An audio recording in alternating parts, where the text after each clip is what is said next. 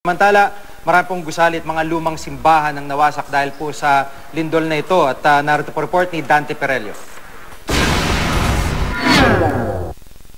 Mga nawasak na gusali, bahay, mga sasakyan at iba pang ari-arian, yan ang tumambad sa maraming lugar sa Bohol na sentro ng pagyanig ng magnitude 7.2 na lindol kaninang pasado alas 8 ng umaga.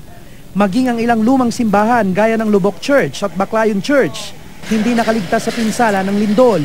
Ilan din sa mga kilalang tourist destination gaya ng Chocolate Hills apektado. Ang viewing deck nito nawasak. Ramdam din ang malakas na pagyanig maging sa ilan pang lalawigan sa Central Visayas. Sa Cebu City, nakuna ng CCTV sa isang junk shop ang pagtama ng lindol.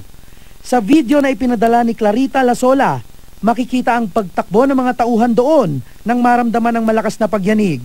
Naglaglagan pa ang ilang kahon sa shop. Malaki rin ang pinsala sa bahagi ng kampanaryo ng sikat na Santo Niño Basilica. Sa Mandawi City, makikita sa loob ng isang convenience store ang mga naglaglagan at nagkabasag-basag na paninda. Ang tangke naman ng isang fast food restaurant nasira. Wasak din ang ilang school service ng Cebu Doctors University matapos madaganan ng gumuhong bahagi ng gusali. Mabilis ding inilabas ang mga pasyente sa ospital ng Cebu Doctors. Ayon sa PHIVOX, naitala ang sentro ng lindol 2 kilometro sa timog silangan ng Carmen, Bohol.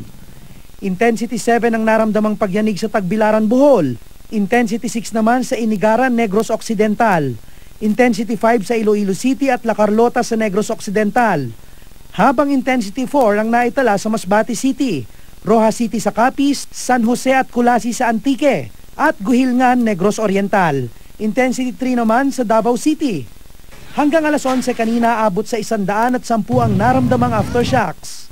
Sa kabila nito, tiniyak naman ng PHIVOX na hindi inaasahang magkaroon ng tsunami. Ang pagyanig na ito bunsod daw ng paggalaw ng East Bohol Fault. Yung malawak na pagyanig ay normal yan, pero yung mga taong malapit sa epicentro makakaramdam pa minsan ng mga aftershock. Wala pong pangamba ng tsunami. Unang-una, nasa lupa po ang lindol.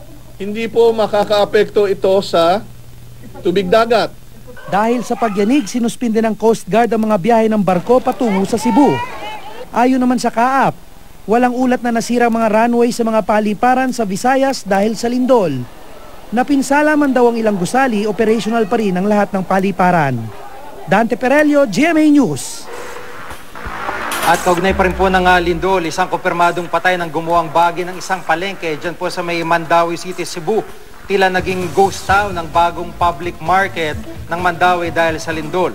Nagbagsakan ng mga kisame at nagkabasag-basag ang mga salamin. Naglalakihan ng mga crack sa iba't ibang bahagi ng palengkeng yan. Kahit ang mga nagtitinda malapit sa palengke ay pinaalis muna ng mga pulis. Nasira din po ang ilan pang establishmento malapit dito. Sa Talisay City, Cebu, nakuna ng aktwal na rescue operation sa mga pasahero ng isang sakyan na nadaganan ng gumuhong gusali. 4 pong sakay ng nadaganang high-ease van. Pahirapan ang operasyon dahil sa laki ng tipak ng konkreto. Kinailangan gumamit ang mga rescuer ng 3 boom para maiangat ito. Agad namang nilapatan ng Lunes sa mga biktima na nagtambo ng mga galos. 2 oras ding nagtagal ang operasyon.